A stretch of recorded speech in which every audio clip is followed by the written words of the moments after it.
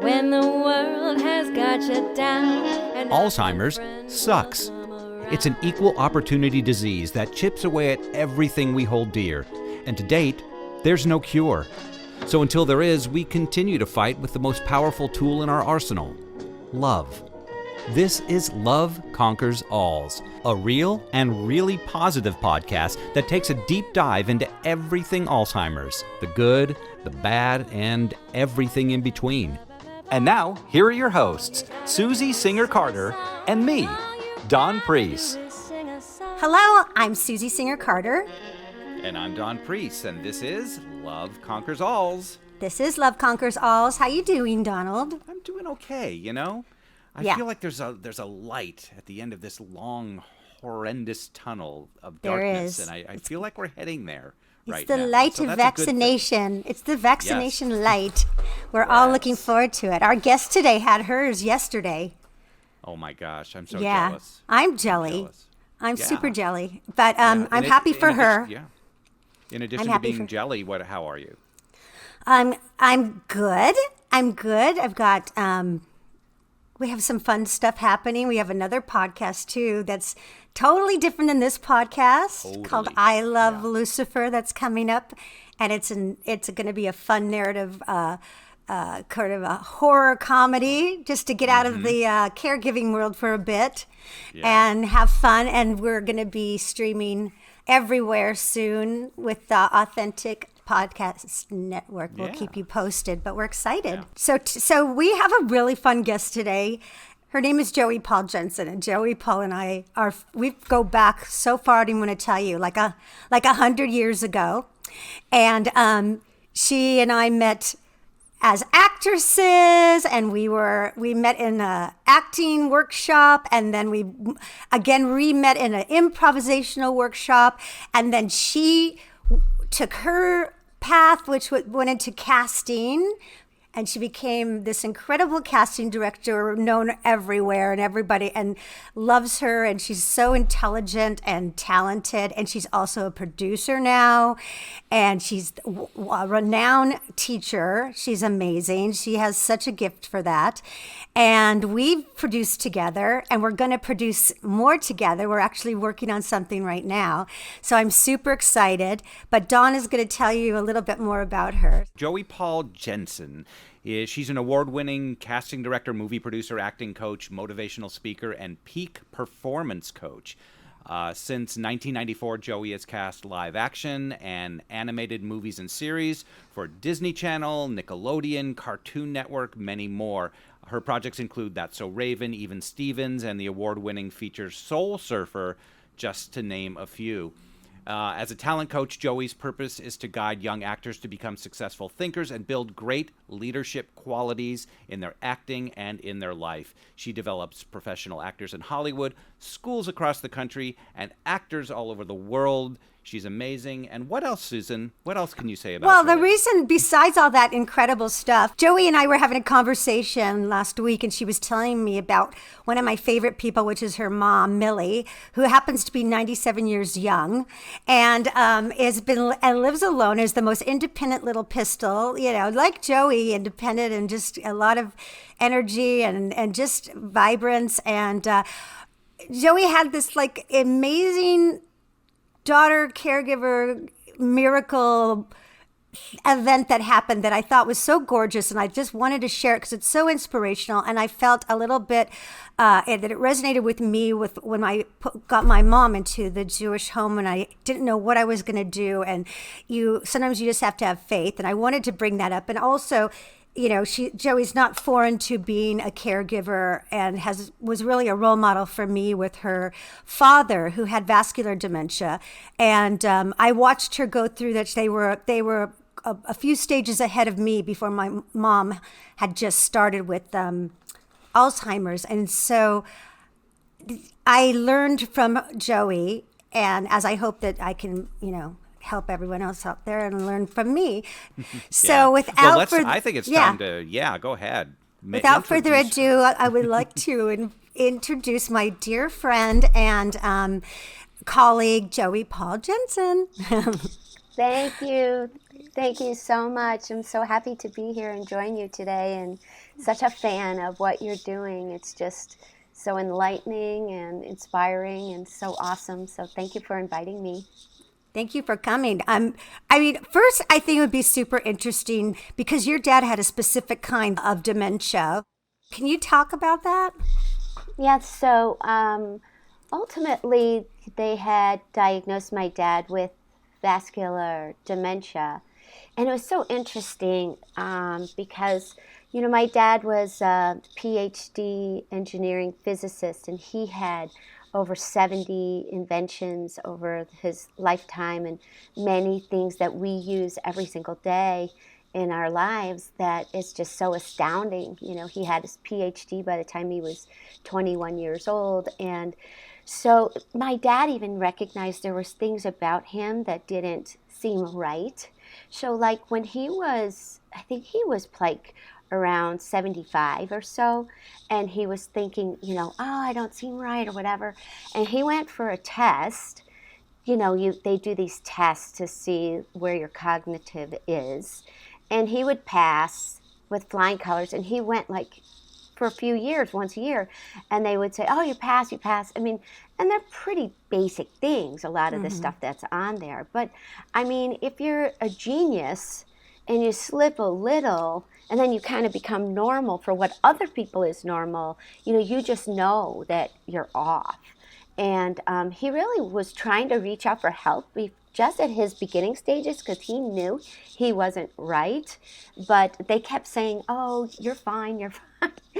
But so then as the years went on, we really began things to slip and, just kind of go south. And it was really hard to watch that because, knowing my dad and how insanely brilliant he was, is just like for everybody, you watch that slippage factor and it's just so incredibly painful. My dad was a scientist, but for others, your mom being a singer and others, whatever that magic is that they do for themselves, when that starts to go, it's just so incredibly hard to watch. So probably one of the biggest earmarks for me with my dad, where it was just this huge, oh my God, moment, was when my dad was still living at home. And I think it was probably the crux of beginning to think, okay, he's just not safe at home anymore, was when he told my mom and me that he made a bomb in the garage and that we had to tell everybody in the neighborhood. Now, mind you, my dad was very capable of making a bomb, but I didn't think at this time in his life, he was very capable and he was really doing that. So he was like, we have to call the police. I made a bomb and I don't know if it's going to go off. I was tinkering and I was just like, okay, this can't be happening. So then my husband and I went over to my parents' house, and my husband took my dad for a walk, and we were looking all over the garage for what could possibly be a bomb in here. Of course, it was a little bit of this hallucinatory thing, I think. So that was sort of the beginning of the journey into looking into, aggressive ways to slow it down and make him feel okay about himself and all of that. And so I was going to ask you, because you mentioned that when your dad was becoming aware that something was off, and he'd go and take these cognitive tests and he could pass them with flying colors. And so the doctors just went, no, you're fine. As opposed to investigating more and digging deeper, which really, it's so frustrating because he knew, and maybe he could have done something that would have given him more quality time, right? Because the doctors decided, it's really a systemic issue, right? Because doctors aren't really trained very well in dementia, and there's so many politics in it, and it becomes a legal thing, because identifying somebody with dementia, it becomes a whole, the whole system gets involved at that point. So it's really unfortunate that he didn't get the help that he needed at the time. He did start Aricept and Namenda fairly early on to try to quell things, a little bit and sustain where he was at. So, but it is very difficult to diagnose, and they even tell you at the time, like, oh, we can't really even diagnose 100% dementia until after someone has passed. And yes, we can guess that we think it might be lateral dementia or vascular dementia or loopy dementia. So in his case, they pretty much felt it was vascular. And that brings up the other issue, which is even if they knew, there's Aricept and Namenda and things like that, but there's not, there's not like, oh, if you have it and we catch it early, we can give you this and it'll stop it. Mm-hmm. It's unfortunate that that's where we're at right now, but at least it allows the families and the person to at least prepare for it. And I think, Susie, what you said earlier is that your general practitioners, I don't think, are versed enough in recognizing and maybe sending it to the next level. And that's, I think, something that's very important. Right. That's the important first step, because the first place you're going to go normally is your general practitioner. Mm-hmm. And that education, obviously, hopefully it's becoming more and more, but I think that's still an issue. I had sought out a program that was, I think it was through UCLA at the time. It was their campus down like near Marina Del Rey. And it was like a small brain institute. They actually, at the time, they were doing a lot of work with celebrity athletes who had gone and, had some brain injury to try to help them therapeutically to regain where they were. And so we were able to enroll my dad in that program. So he would go a couple times a week, and weirdly, they would try to work with his advanced skills in high-end mathematics and physics and chemistry and try to really give complex problems so that he would be able to exercise his brain to be able to at least have that touchstone for himself. And we were able to do that for probably about a year, which was really helpful. And he looked forward to that. Yeah. I'll bet. It's fortunate, that's amazing. but, yeah.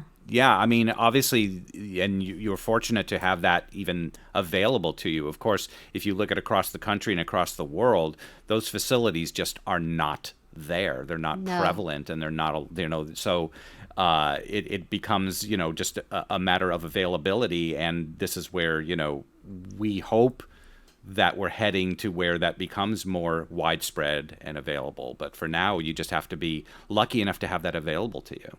Exactly.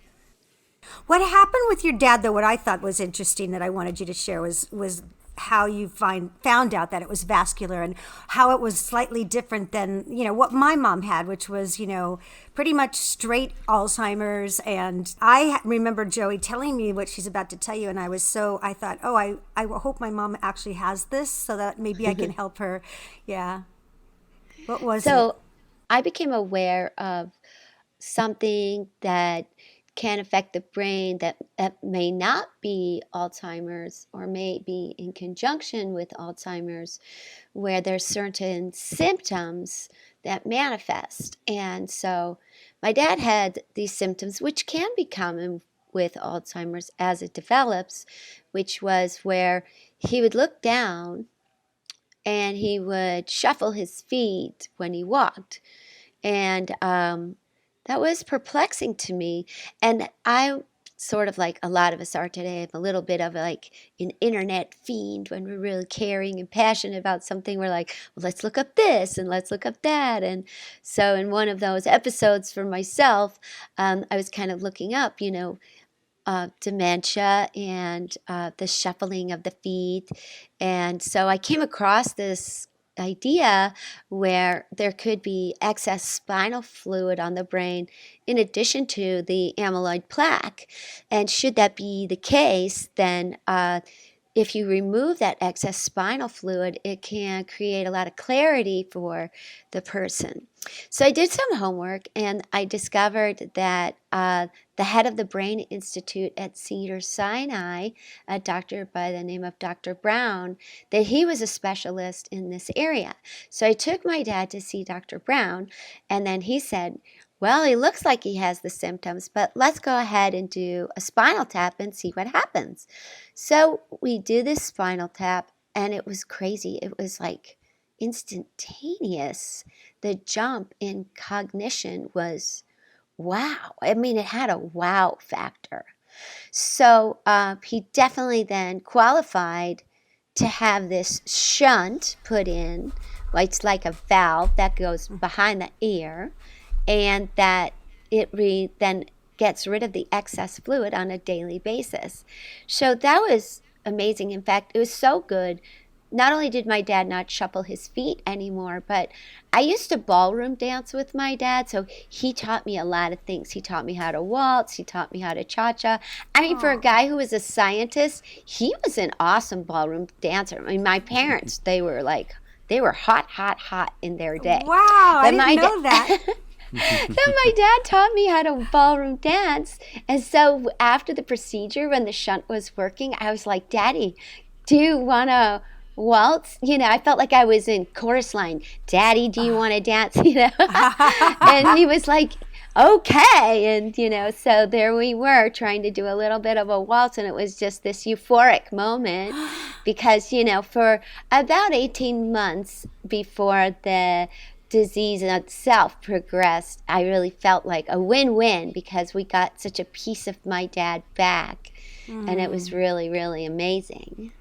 And dancing is so good for your brain. It's one of the best exercises. We had a woman on that talked about that, who they did so many studies on it, that dancing really it's the whole package when you're dancing, because you have to think and do quick muscle reactions and memorize things very quickly. So it really keeps engaging, interactive and engaging. Yeah, it's I'm so interested wonderful. to hear that, because this is kind of something like, oh, if you could bring somebody back and ask them if, you know, when he was more normalized, you know, did he talk about what it felt like when Good he question. couldn't remember things or couldn't walk the way he did, or did it kind of just? I mean, it was a very ginger topic because, you know, there's a big frustration when you can't find the right words or you can't remember something. And so when you have that really great lucidity, it's kind of hard to explore that topic without it sort of creating just a painful way Anxiety. to...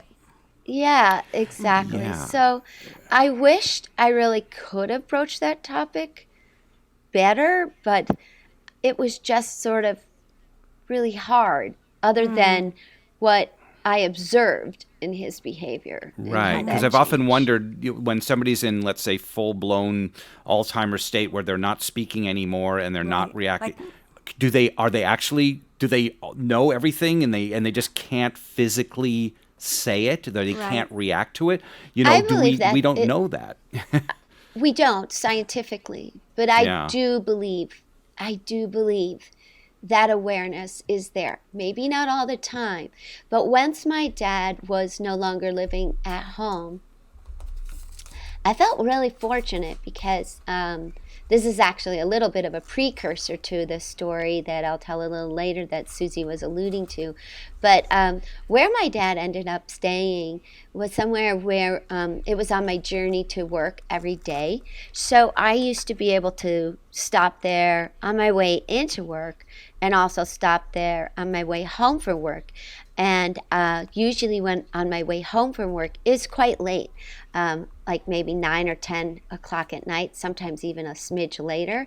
And even though it was past visiting hours, at that point my dad had lived there for almost 5 years, and I knew the staff really, really well. And so visiting hours didn't exist for me. I could come and go at any time that I wanted. Of course, there was no such thing as COVID at the time. So sometimes when I would come, even at 10 o'clock at night, I would go in and I would take my dad in his wheelchair, because he wasn't walking anymore at the time, and I would take him outside. So outside at night and looking up at the stars was always something we shared as a family. We had a gigantic telescope growing up. One of my brothers was a junior astronomer. My dad even made telescopes. And Wow. so we would go out in the front at night, and it was pretty dark where that area that was, and we could look up, and I would, say, "Hey, Dad, look, there's Venus. Look there, oh my gosh, it's Mars, and we can see that the moon is ascending now," and it's, and so he would look exactly where I would tell him to, and he would nod his head. And I would look in his eyes, and I could feel our connection on such a deep level. It wasn't just two people looking at each other. It's a different layer of connection when you know somebody understands you. And you also know when lucidity is not there and it's sort of taking over, this lack of awareness that you can see when you look in someone's eyes. It's like this vacancy. But yet there were these times where if I was talking about the stars or talking about the constellations or just my day and the way he would look at me, I knew he understood everything I was saying. Yeah. You know what, Joey? Beautiful. I'm like choked up from that because I feel the same about my mom. So she's at that stage where there's not a lot of verbal communication. But I know what she's thinking. I tell her all the time. I always say, "I know, I hear you, I gotcha. Yep," because I know what I can feel what she's feeling. If she's loving me, if she's loving on me, I can feel it. And Dawn, I don't know if you remember, but I love this book by this woman who was a brain surgeon, and I think it's Jill Taylor or something. I think it's Jill Taylor, and she did a TED Talk too where she had a stroke and knew it was happening as it was happening because of her expertise, and it was a massive stroke, and she literally lost all her function and her short-term memory and even how to speak. And when she speaks about what you were asking, Dawn, like she documents going back in time to that point where she was really just almost in a state of an infant, where it's all about intention. You're either comfortable or not comfortable, tired or not tired, hungry or not hungry, hot, cold, all the basics. And when a nurse or a doctor would come in with really positive intention, she felt calm and happy and at peace. And when someone came in who was really not wanting to be there, she could feel it, like if they were like washing her, and she said her whole body would recoil. And there was yeah. And at the time, she said there was a point where she said it was so blissful, the state of mind that she was in, that she didn't want to come out of it. And there was something in the back of her mind that said, you have more to do. Come back. And so she did.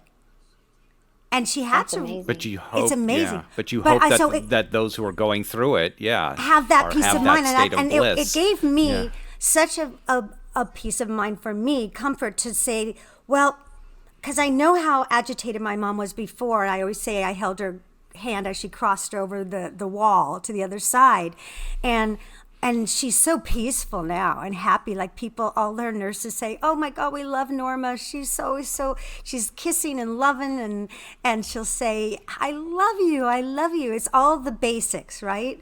And I hope that Jill Taylor's right and that my mom is just in a blissful state. That's what I hope.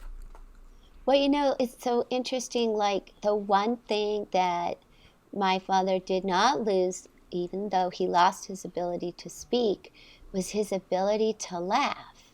And so in that regard, I also felt that there was this huge connection and understanding, because I could tell him a joke. And granted, I would have to be more, use more gestures or use more self-expression in telling that joke. But he got it and he laughed. So he couldn't talk, but he could laugh. And Mom that too, laughter was just Yeah. magic.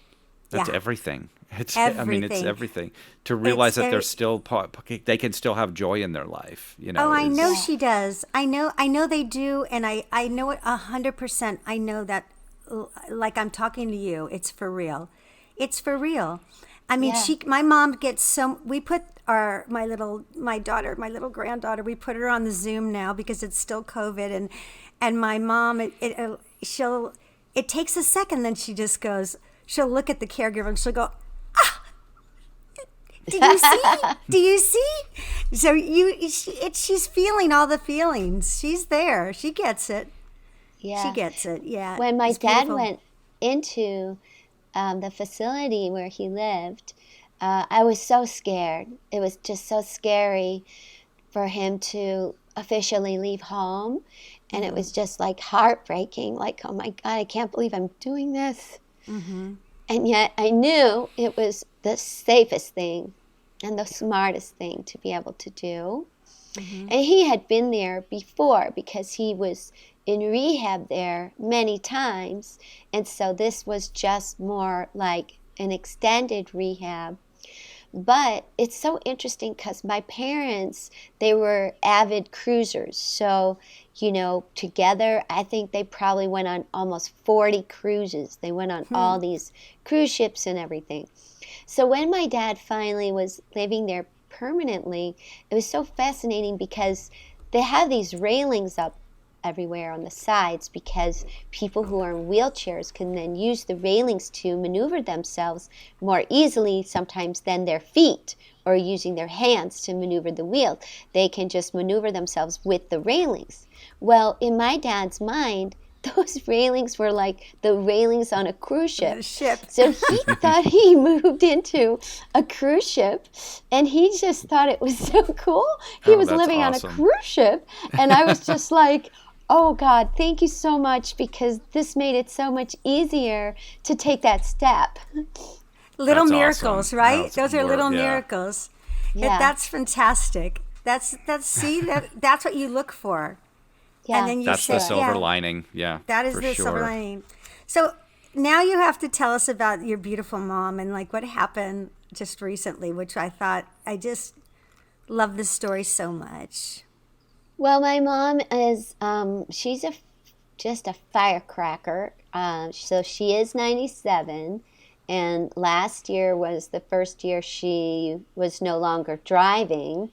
So driving up until age 96, that's, pretty much a Wow. miracle in of itself.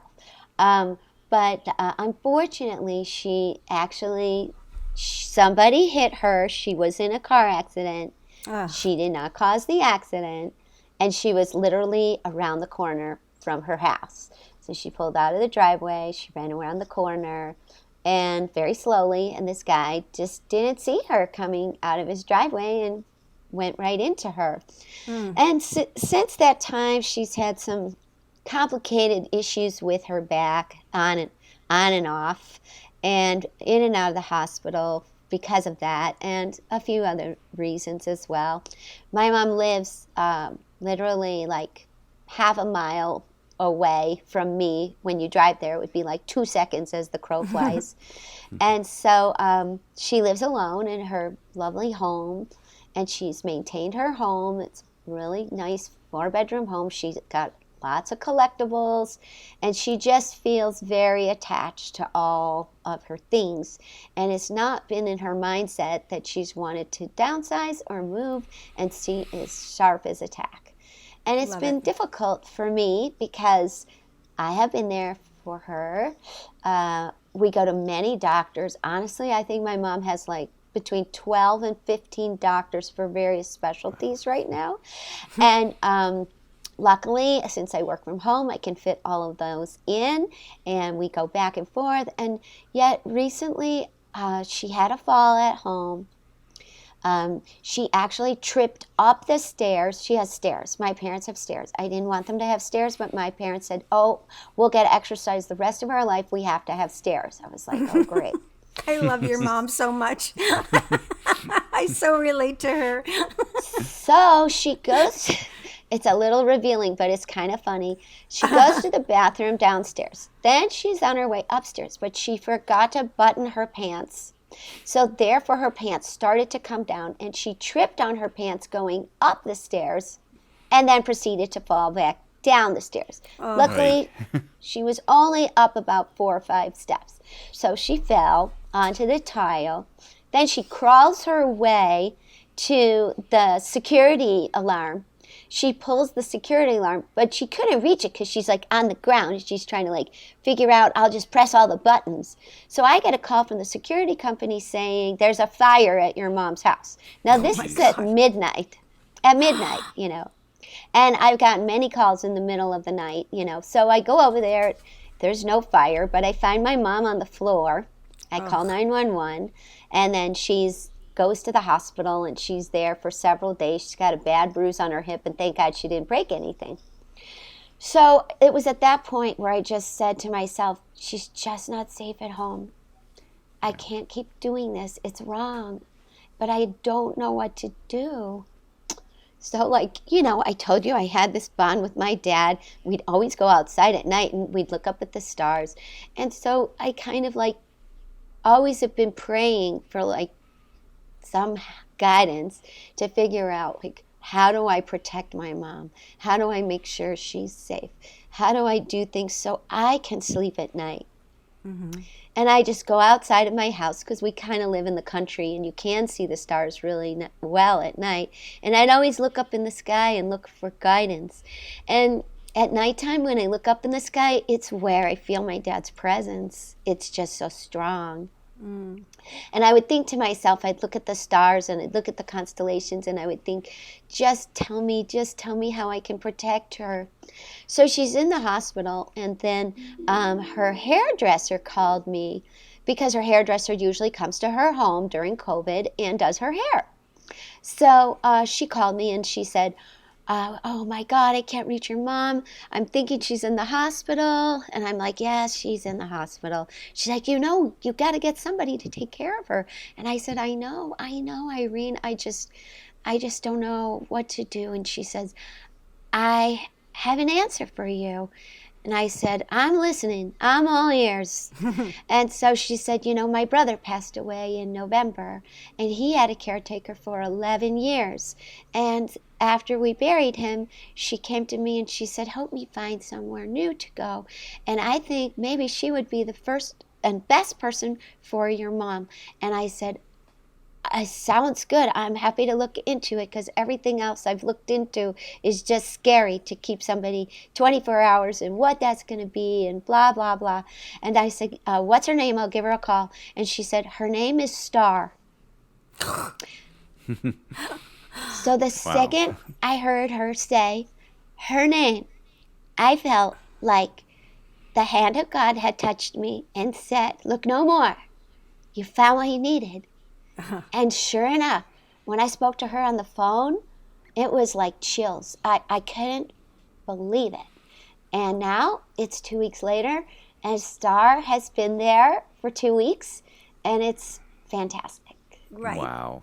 And also you told me you were concerned about the cost, because we all know how expensive it is to have somebody assisted living in your home 24/7. I had to do it with my mom.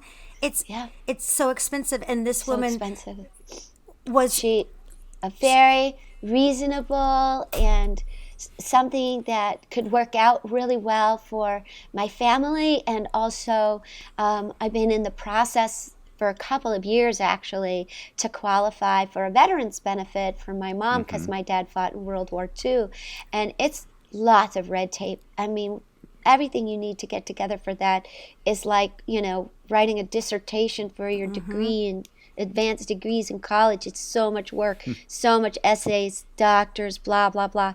It took me a long time to get this paperwork together. And so now I feel like I finally got this paperwork in, and I feel like we found a huge solution that gives everybody so much confidence that we can move forward with strength, with safety, with peace. And quality. And quality. Yeah. And that's for you yeah. For you as the caregiver, which is so important because you deserve to have that too. It's important, for the caregivers to live a life. Like my mom used to say, you need to live your life, Susie. And I go, I know.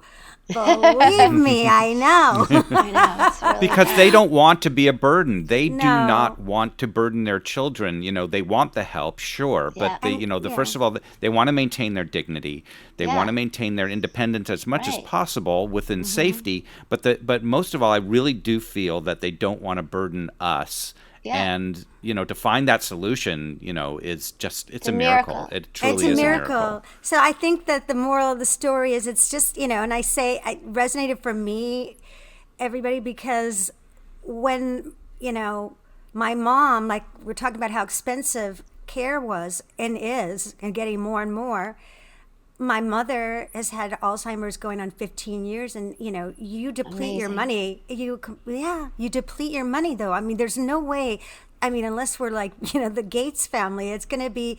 You're going to eventually run out. And I got to the point a year before I knew she was running out, and thinking, what am I going to do? I'm going to, if she still is with us, and I want her to have quality. I don't want her to just be living in some state-run facility that isn't just horrible. And so, I lucked out. I always tell everybody with the Jewish home in Los Angeles, where they earmark a certain amount of You lucked out so much, because we met there and they said, it could be anywhere from 9 to 18 months. I'm sure now it's even more. It's like 3 years, I think. 3 years.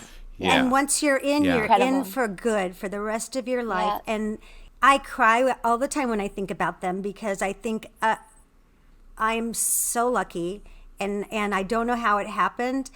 But we have to get to a point where we don't have to rely on luck and miracles for people to get this type of, and that's a whole bigger, issue that needs to be talked about. That's when we talk about universal health care and all that stuff, this needs to be part of it. This is something that everyone will deal with. Everyone will deal all with over this the in world. one fashion. And the fact that the two of you have, we're fortunate enough to have miracles. We don't, but that we shouldn't have to be relying on those. You're right, Dawn. We shouldn't have to be. And that's why I wanted Joey to come and talk about her story, and just say that, and until that happens, we all need to keep this conversation and going and speak it loudly and bang the drum, because it's so important. If you until you're in it, you don't realize what a dilemma it is, and how many hoops you have to jump through just to take care of somebody, whether it's legal. And I've been through the whole legal rigmarole with trust and financial issues. So it's so important. But then again, even if you're at where we were at, don't give up. There is a solution. There are solutions out there. You just have to be diligent, right, Joey? Totally. You have to be diligent. You have to have like an antenna, like an awareness, to be open to receiving ideas, and when that happens, be able to acknowledge that and be in a place where you can read the signs, so to speak, 100%. Yes. I was just going to say one other thing. When I was doing our film, when we were doing My Mom and the Girl with Valerie Harper, and Valerie, as everyone knows, had lung cancer, which actually migrated into the lining of her brain. Yeah. And when we were on set, there were times where she almost mimicked dementia, signs of dementia, in terms of certain, things that I recognized right away. And it turned out it was the spinal fluid that was coagulating up because of her cancer. And they did put a shunt in, and it changed her whole, demeanor and her whole cognitive ability. It was quite extraordinary. So I would also, recommend that if you do see any of those symptoms that Joey was talking about, or if your parents or husband or wife or sibling have those kinds of manifestations, you might want to look into it because it could very well be something else. And be an advocate with your doctor. Meaning you have to be the advocate. You have to push. Sure. You have to be. If they say, "Oh, whatever that we or we don't," not, you have to push and say, "Well, give me someone I can talk to who does know, and who can find out." Because we have to take extraordinary measures sometimes. Unfortunately, we have to be advocates. It's important. We all do. We all need advocates, all of us. So, yeah.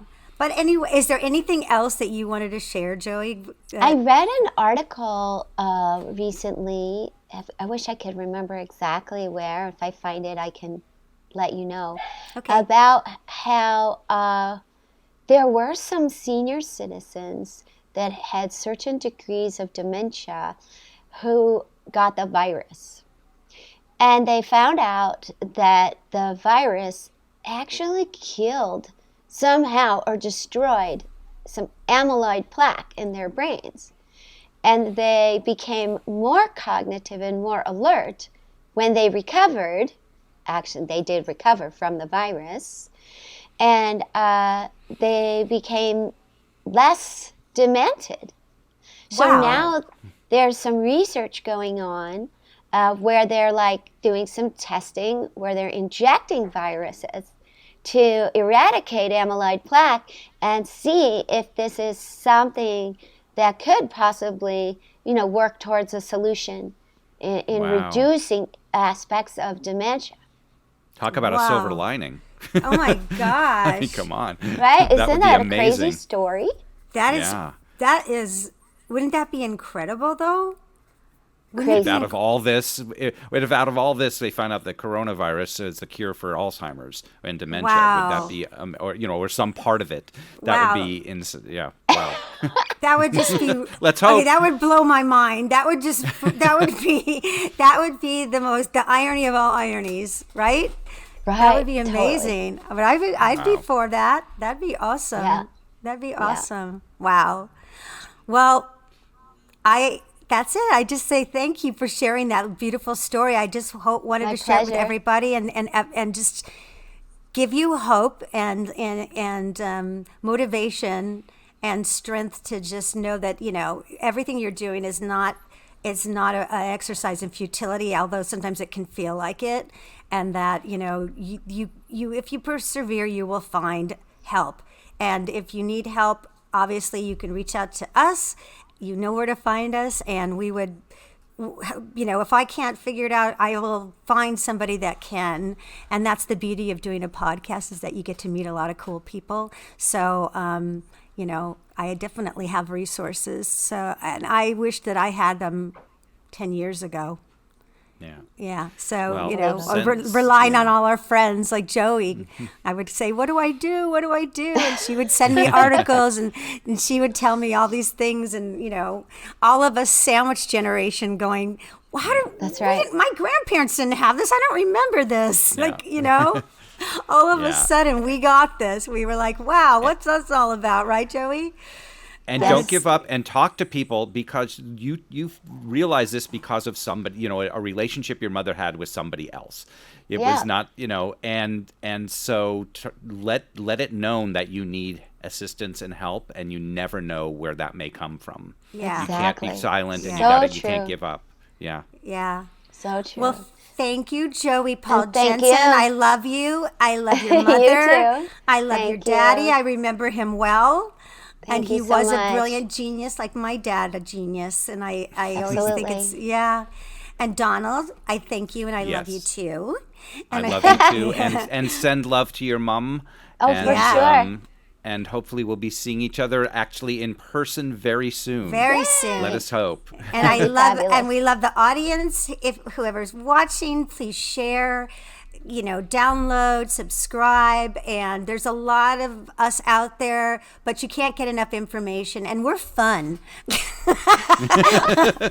So come back. We try to keep it light and airy, right? Absolutely. Exactly. And as we always say, what do we say? Love is powerful. What do we say? It's love. Let me think about this, because is it powerful then contagious, or is it contagious then powerful? I think it's contagious than powerful. I do do too. it. You know, Okay. yeah, yes, it is. Well, love is contagious, love is powerful, and love conquers all. And we'll see you next time. And the dogs will. And the dogs will agreed see too, us. right? Bye, everybody. Bye, thank you care. so much. Bye-bye. Have a blessed day.